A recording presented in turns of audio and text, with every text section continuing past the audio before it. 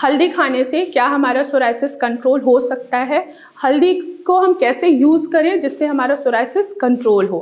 तो आज की वीडियो में मैं बात करने वाली हूँ कि आखिर हल्दी में ऐसा कौन सा केमिकल कंपाउंड पाया जाता है जिससे हमारा सोराइसिस कंट्रोल होता है। तो चलिए वीडियो को स्टार्ट करते हैं।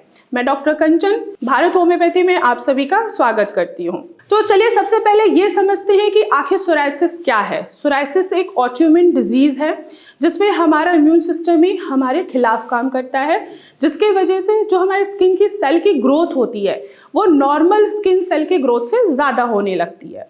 अब ऐसा क्यों हो रहा है? जैसे अभी मैंने आपको स्टार्टिंग में ही बताया कि ये एक ऑटोइम्यून डिजीज़ है जिसमें हमारे शरीर का जो इम्यून सिस्टम है वो रॉन्ग ट्रिगर होना स्टार्ट हो जाता है, जिसकी वजह से खुद के ही इम्यून सिस्टम को ऐसा महसूस होता है या स्किन के सेल को ऐसा महसूस होता है कि बाहर से कोई फॉरेन सब्सटेंस जो है वो स्किन के अंदर आ चुका है, यानी कि एंटर कर चुका है, जिसके वजह से हमारा इम्यून सिस्टम उनके ऊपर ओवर रिएक्ट करती है, यानी कि ओवर अटैक करती है, जिसके वजह से हमें स्किन पे क्या दिखाई देता है, स्केल्स दिखाई देने स्टार्ट हो जाते हैं, यानी कि चकत्ते दिखाई देने स्टार्ट हो जाते हैं।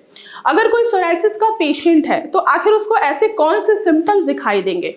तो जो सबसे मोस्ट इम्पॉर्टेंट सिम्टम होता है वो है इचिंग, यानी कि आपको बहुत ज़्यादा इंटेंस इचिंग होगी, बहुत ज़्यादा खुजली महसूस होगा। जब आप खुजली करेंगे तो उसमें क्या दिखाई देगा? एक तो आपको जलन महसूस होगा और साथ ही साथ आपको स्केल्स दिखेंगे, यानी कि चकत्ते दिखेंगे। और वो जो चकत्ते किस कलर के दिखाई देंगे? आपको सिल्वर कलर के होंगे। जैसे डैंड्रफ दिखाई देता है सेम वैसे ही आपको आपके स्किन पे डैंड्रफ जैसा ही स्केल्स दिखाई देगा।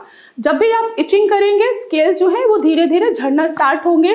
और किसी किसी पेशेंट में ये भी दिखाई देता है कि ज़्यादा इचिंग करने की वजह से ब्लीडिंग भी होनी स्टार्ट हो जाती है।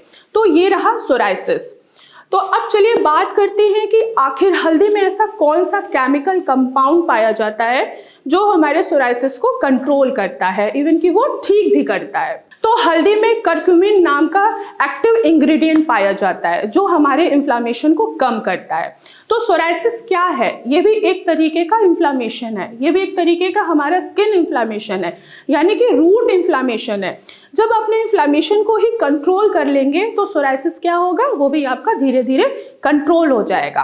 तो करक्यूमिन जो है हल्दी में सबसे ज़्यादा पाया जाता है। अगर आप हल्दी यूज़ कर रहे हैं, अपनी डाइट में ले रहे हैं, तो सोराइसिस आपका धीरे धीरे कंट्रोल होना स्टार्ट हो जाएगा, इवन कि वो आगे जाके कम भी होगा और ठीक भी हो जाएगा। तो अब एक सवाल ये आता है पेशेंट्स के मन में कि आखिर हम हल्दी को कैसे यूज़ कर सकते हैं।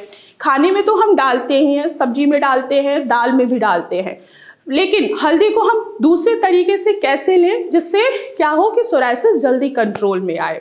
तो अब हल्दी को कैसे लेना है, कैसे आप यूज़ कर सकते हैं। हल्दी जो है अगर आप किसी फैट में ले रहे हैं या फैट लिक्विड में ले रहे हैं तो हल्दी जो है वो बहुत जल्दी आपके ऊपर काम करेगा। तो आप हल्दी वाला दूध रोज़ ले सकते हैं। अब लेने का एक तरीका होता है। हल्दी का दूध आपको कैसे लेना है? 1 गिलास आपको गर्म दूध लेना है, उसमें 1 चुटकी हल्दी मिक्स करके रेगुलर बेसिस पे आपको रात में सोने से पहले 1 महीना कंटिन्यूस हल्दी वाला दूध पीना है। आपको खुद ब खुद दिखाई देगा कि जो आपका सोराइसिस है, जहाँ पे इन्फ्लामेशन बहुत ज़्यादा हो रही है, जिसके वजह से आपको इचिंग महसूस हो रहा है, स्केल्स बन रहे हैं और ब्लीडिंग भी हो रही है, तो वो काफ़ी हद तक क्या होगा, धीरे धीरे कम होता हुआ आपको नज़र आएगा।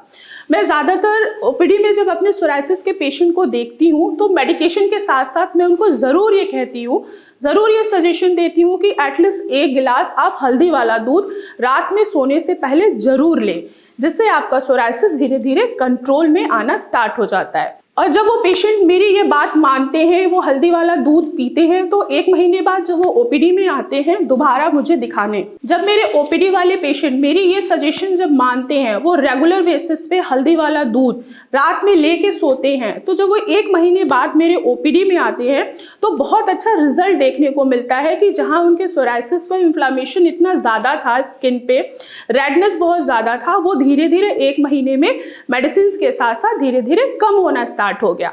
तो मैं आप लोगों से ज़रूर ये कहूँगी कि अगर कोई भी पेशेंट सोराइसिस से सफ़र कर रहा है तो रात में सोने से पहले ज़रूर हल्दी वाला दूध लें, जिससे आपका सोराइसिस धीरे धीरे कंट्रोल में आना स्टार्ट हो जाए।